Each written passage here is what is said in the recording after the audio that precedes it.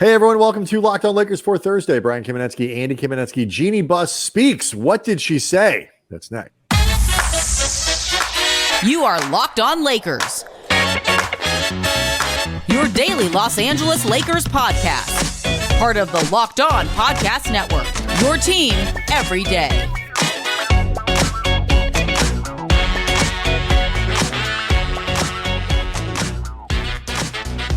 Thanks to everybody for making Locked On Lakers your first listen of every day, Monday through Friday, no matter how or where you get your podcasts. It's always going to be free, Andy. It's never going to be behind a paywall.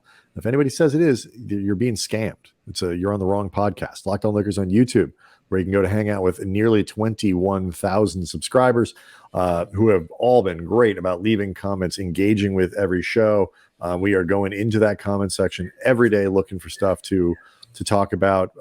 We're getting real close to training camp, Andy. You know, it occurred to me that I was like, God, bleep, man, this off season's taken forever. And it's because I'd gotten used to, you know, the COVID calendar where we've had these, this is the first like full off season that the NBA has had in, a couple of years, right? Last year wasn't it? Last year was the full one. Yes, it was. Well, it's still taking a while. And so we're getting real close and I'm getting real excited. But also to housekeeping note, the big guest that we promised had to reschedule for today. We are looking at Friday, which would be Monday's show, but we are still planning on bringing that to you. And we'll tell you who it is once we're done. So Jeanie Buss, Andy, had some interesting things to say on a podcast because that's where it happens now these days. This was on the Athletics NBA pod. A lot of it about winning time. But I wanted to actually start with some of the stuff that she said about AD, because this got a lot of attention on Thursday and earlier in the week, where she said that Anthony Davis came back from injury, that sort of 20-game stretch where he missed about half in December, most of January, and was arguably the best player in the league for that period. I know we don't get in the weeds on this stuff, but it was interesting to kind of hear that because there was a time when we were talking about that too, where the dominance of AD, it was as good as he's looked, I think, as a Laker, like even including, a lot of the play in the bubble.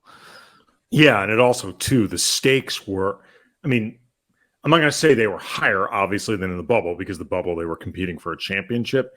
But the stakes were very high in the sense that, the Lakers were trying to get themselves into the play-in mix, then hopefully the playoff mix. But also AD had to do a lot of it without LeBron because, LeBron was injured for a lot of the immediate post-trade deadline where, they're now operating with D'Lo and with Jared Vanderbilt and Beasley. Rui's been there a couple weeks.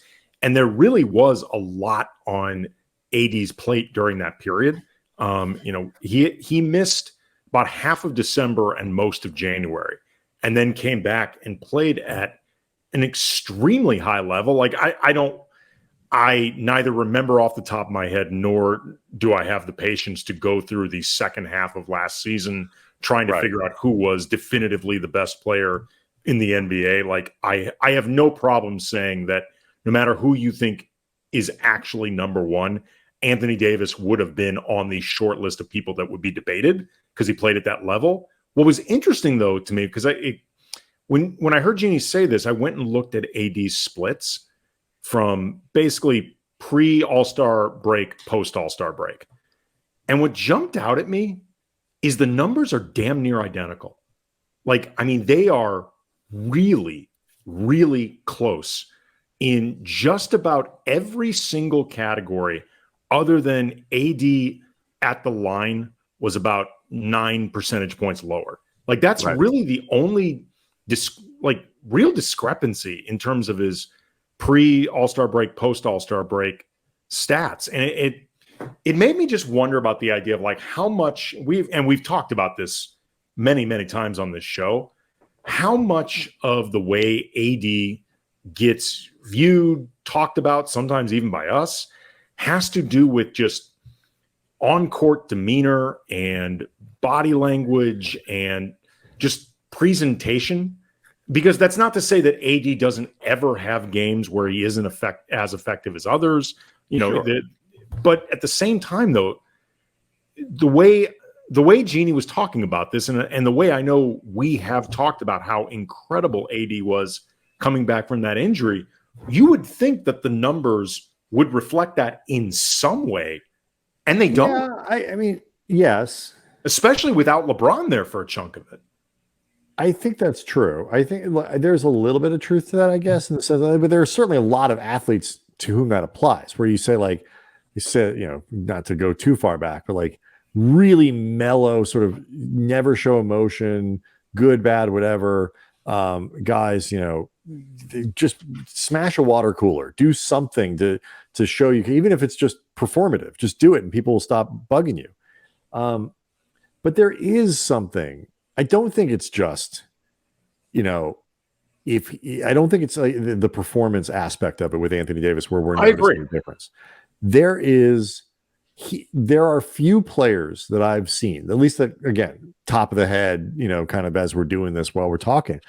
There are very few players in any sport that I can think of where 25 points or 75 yards or whatever it is, whatever statistical measurement you're looking at for that athlete in that sport, you can have the same statistical output and have completely different performances. I feel like Anthony Davis is one of those guys where 25 points, more than almost anybody, can look completely different. And 9 rebounds or 11 rebounds or 14 rebounds can look completely different. The same number from game to game, because there are nights where he puts up 28 and 8 and you don't really feel it. And then there are nights where he puts up 28 and 8 and he was just like destroying people all over the floor. And I do think there is a tangible difference in some of those things to where what he did, because we before he got hurt, we kept doing shows like the numbers are fine. The performance isn't good enough. What Anthony Davis is doing is not good enough. And he came back from that injury, and we all agreed that what he was doing was good enough. Right. And look, I don't think that it's purely about window dressing or whatever. I agree with you. That's too much. But there are times, and again, we've talked about this before, where I wonder if we are confirmation biasing ourselves at times when it comes to the way that we talk about AD. And we've sort of decided that this is a thing, and therefore we are more susceptible to notice that thing because it's the thing that we've decided is there and to watch. Okay, let's stick on this, because I think what you're talking about is kind of important and gets to the sort of the frustration that is AD. And so we'll do all of that next. Locked On Lakers is brought to you by Jace Medical. And if the last few years with the pandemic, various natural disasters, other unforeseen emergencies have taught us anything, it's that we should expect the unexpected. Everyone should feel empowered to take care of themselves and their loved ones when it feels like the world has gone completely sideways. And that's why Jace Medical offers the Jace case. The Jace case provides 5 life-saving antibiotics for emergency use, gives you peace of mind so that you're not just hoping that you have access to medication in emergency. Jace Medical makes sure you have the medication in hand. Jace Medical is simple. They handle everything from online evaluation to licensed pharmacy medication delivery, ongoing consultation and care. Don't get caught unprepared. And you can save more than $360 by getting these life-saving antibiotics with Jace Medical, plus an additional $20 off by using the code LOCKEDON at the checkout on jacemedical.com.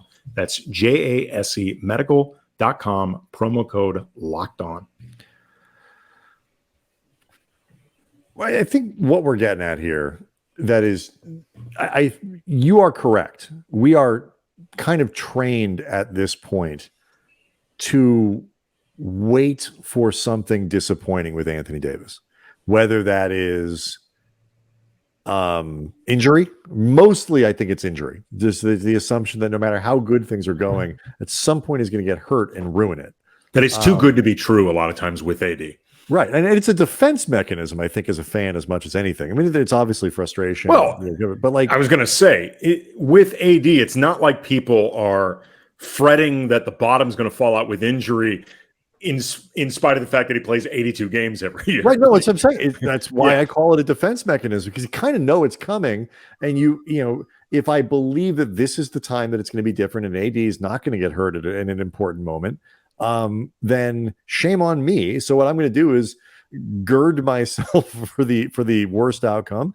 And if it doesn't happen, great. I will be pleasantly surprised.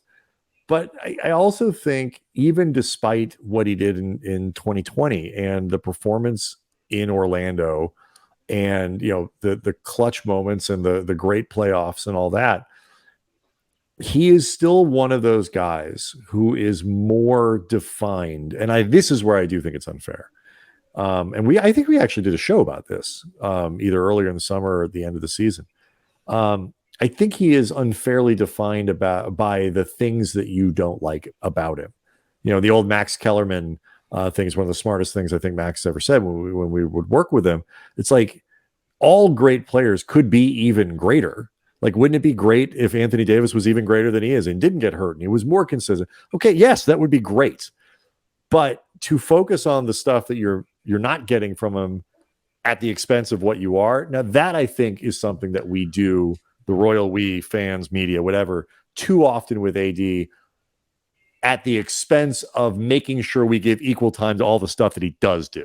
Well, there also too is, and I know this is something that I've mentioned a lot, there is a burden on AD that comes with what he signed up for, and he's very handsomely compensated. So I don't have sympathy, would not be the word that I would use, but I at least try to be, cognizant of it. Empathy, maybe.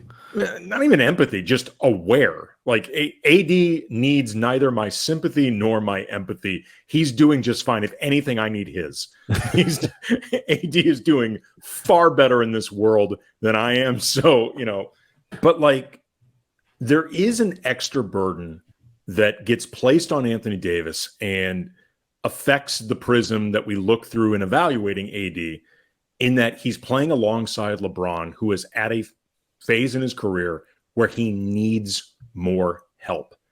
And there are nights where AD doesn't bring, the top 10 to 15% of his game, in the same way that all stars have those nights where they don't bring that 10 to 15%. But usually on contending teams, there's at least one more other superstar that can pick up that slack and play at the top 10 to 15% of their game, and it'll work through that night.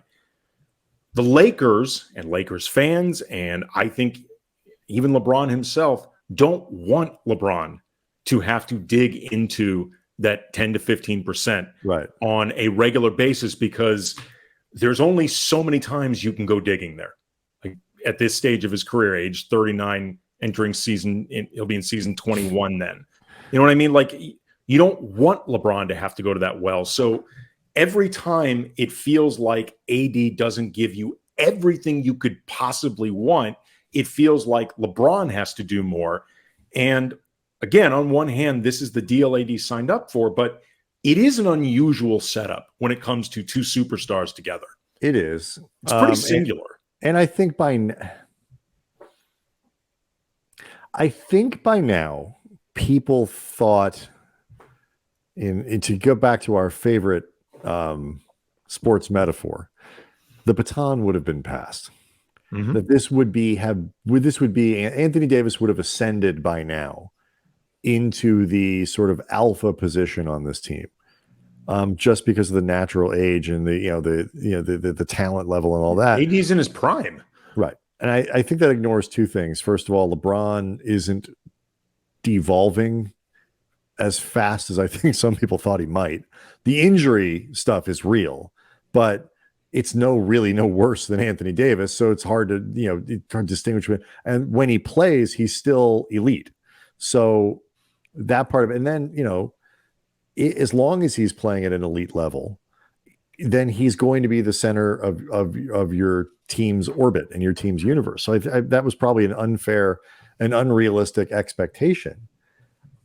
But I think it's because too he is so freakish, meaning Anthony Davis, that when he is at operating at peak performance, it jumps out in ways that other stars don't, because it is just so weird looking, and like he looks like an alien, and like he's doing stuff that, blocking a shot here, finishing, dunking at the other end, contesting on at the basket, and then closing out and blocking a 3-pointer, like on the same 2 possessions. Like we saw those clips going around, and so it's not like when Luka goes on a heater or something like that.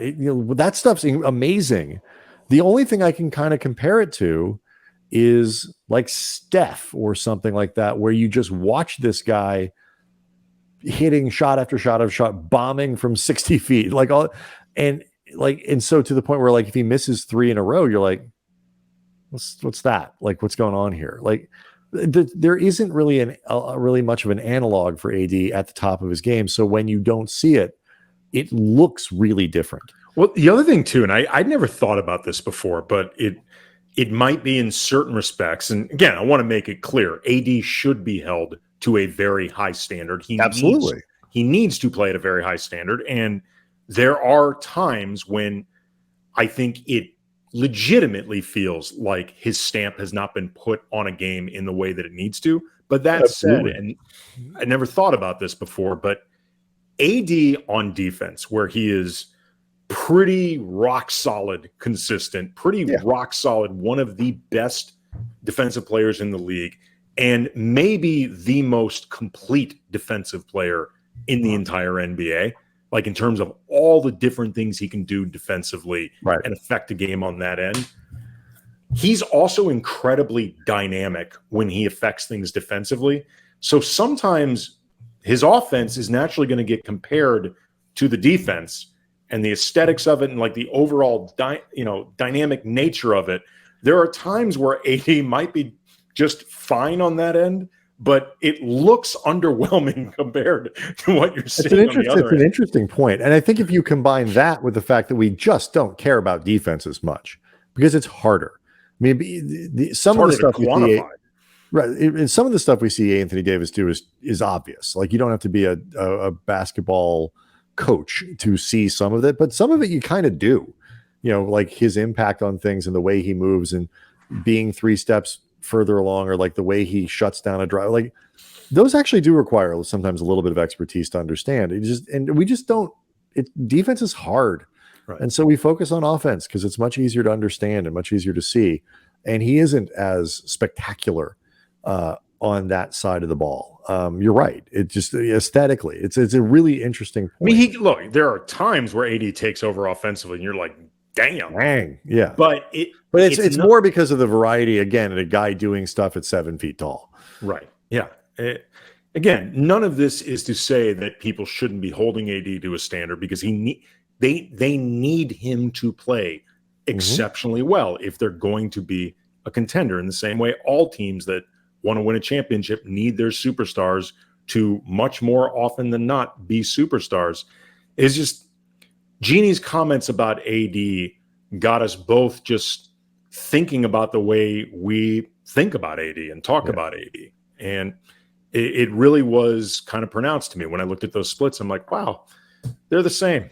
They're for a guy that often gets talked about, especially too with some of those counting stats, is totally inconsistent. It's like, no, not really. Yeah. It was an interesting contrast. I'm glad you looked it up.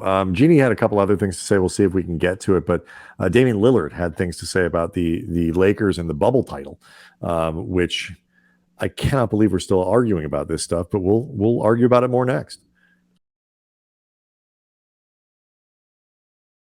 Locked On Lakers is brought to you by Bird Dogs, and they are the makers of shorts and pants that feature the future of comfort built-in underwear, stitched inside the pants or shorts, almost like a layer of boxer brief that are at one with the clothing. They call it Comfort Kingdom, and you can rule this land in your Bird Dogs. You can look better, feel better, wearing your bird dogs. The stretchy fabrics make my legs, your legs, everyone's legs look great, and they are comfier than other shorts or pants because they're not made from the typically stiff, restricting cotton that's in most leg wear that makes your legs feel like they are in prison. Bird dogs feature cloud knit fabric that looks just like khaki but stretches. It's liberating, like if you are escaping from prison. And they're also versatile. You can wear the same pants or shorts on a golf course, on a work meeting, on a date, even visiting someone in prison, because you feel great. That person doesn't, but you feel fantastic. And all on the same day because they are designed not to stink. I've worn my bird dogs several days in a row, zero odor, including when you escape from prison, because they're the kind of comfort you need to be able to pull off that sort of maneuver. You should send somebody in prison the bird dogs. Bird dogs and a file. Go to birdddogs.com/LockedOnNBA or enter the promo code LockedOnNBA at the checkout for a free Bird Dogs water bottle with your order. That's birddogs.com/ Bird Dogs for like 1 million cigarettes if you wanted to. Well, they must really appreciate this read. That's birddogs.com/LockedOnNBA for a free water bottle at the checkout. Get yourself some Bird Dogs. All right, so Damian Lillard's been making news with all the the trade and is Portland being fair to him? Are they treating him right? Are they treating him wrong? Are they doing dirty by him? All these other things that I don't frankly care about. But he did have something to say on, I think it was the Bleacher Report podcast. Everybody's too many podcasts. I'm not sure. I don't know, actually. I'm not even sure I have the right name of this podcast, so I don't want to say it. He was on a podcast with what seemed like 20 guests. Like it was like the Wu-Tang Clan of podcasts. There's like 15 people in this studio. I couldn't figure out who the host was, if Dame was the host or if he was a guest, who everyone else was. It was just a lot of people in one room. Mm-hmm. But he made some attention by saying that winning games in the bubble was way easier, and people took that to mean, LeBron's title was easier. The Lakers title there was easier. Lillard then went on to clarify, because LeBron has said that was, one of the hardest titles, two hardest title championships in league history, and the other one, beating the Warriors. And so Lillard chimed in on his own Twitter feed, which this part I could follow. Bron is right. What I'm saying made it easier to play well. We had all the same advantages: no travel, instant recovery options, no home away crowd, no time change, more rest, which means it'll be harder to win the championships. MFs be pressed. I still can't believe we're debating this. The idea that somehow the Lakers bubble title was easy. You could say it was weird because it was. You could say it was unconventional because it was. Sort of unsatisfying in some ways because it was sort of detached from. Yeah, I mean all of those. Okay, all of that I can live with. Whether you can't say it was easy. I mean, the idea that I understand that you eliminate travel, and for a lot of players, particularly, LeBron, guys who've been doing this for a long time, and maybe even like a Danny Green, Rajon Rondo, like JaVale McGee, some of the older guys on that team maybe could have benefited in certain respects from not having the travel. But for example, the idea of, you don't go in a hostile road environment, you don't deal with that road crowd. The Lakers had home court through the entire playoffs. If anything, they lost out on an advantage by not having their fans, because I don't remember off the top of my head what seed they were, but they were maybe 2 at the lowest. They were high. They did really well that season. So they lost out. It's not like they were going to have to win 3 road series in a row to get themselves to the finals or something like that. And they were the 1 seed. Right. They were the 1 seed. So they lose out a lot. And let's be honest, as much as it can be nasty for the Lakers on the road in the playoffs, everywhere the Lakers go, there are a lot of Laker fans. Like, I'll tell you right now, I feel sorry for the Hawks. If the Hawks ever play the Lakers in the finals, it's going to be it's a 7-game home series for the Lakers. Right. If the Lakers ever play the Kings in the playoffs, I know those fans love their Sacramento Kings. I know they love to get loud. It's going to be a hell of a lot of Laker fans there. Like, that's just the way that it is. Like, and mentally, it was difficult. We talked to reporters, we were doing shows talking with them while they were in the bubble. Everybody there was miserable other than Jimmy Butler, who's a weirdo who started a coffee empire there. Like, everybody else could not wait to get the hell out of there. Like, LeBron was not shy about saying, I hate it here. Like, I hate it here. And, a normal conventional playoff run is really taxing, and it's mentally difficult, and sometimes the grind gets to you, but at least you spend part of the time in your own bed, in your own city, just with things being normal, not to mention all the crap that was going on in the world at that time that had everybody, not even just NBA players, but everybody feeling like unsettled and disoriented and upset. Like, these were not ideal circumstances to be playing basketball to begin with. It had other teams been forced to like fly 6 hours like in a circle or something like that and then return to the bubble, like, then yes, the Lakers would have had an advantage. Like, every team shared the same advantage. And Lillard's right. It's stripped away all of the other stuff that typically will give a team like the Lakers an advantage. What that season was, and it shouldn't be confused with advantageous or somehow cheating the system or whatever it was unrepeatable, which has been sort of the problem for the Lakers since then, is trying to figure out how do we learn lessons that we can apply going forward from the title that we won, like doing what like Denver is doing right now. But like, they couldn't, the circumstances around winning that title could never be replicated. If there's a place where the Lakers, one hopes, God, I know, where the thing that benefited the Lakers, I suppose, was that they got all of this rest to where Anthony Davis and LeBron James, a younger Anthony Davis and a younger LeBron James, could enter the bubble completely healthy. LeBron was still old.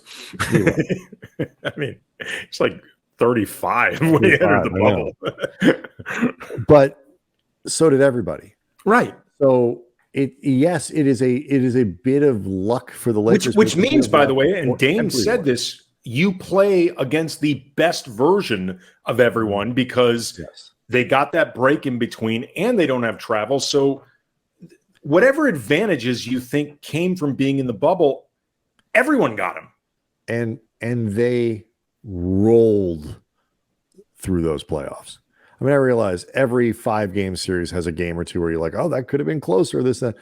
They won 16 games in the playoffs. They lost 5. Like, they were so much better than everyone. They throttled the playoffs in the bubble. And they had been playing really well before the pandemic stopped the season. They've been playing really well.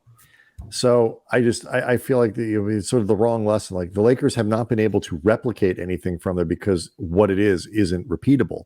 But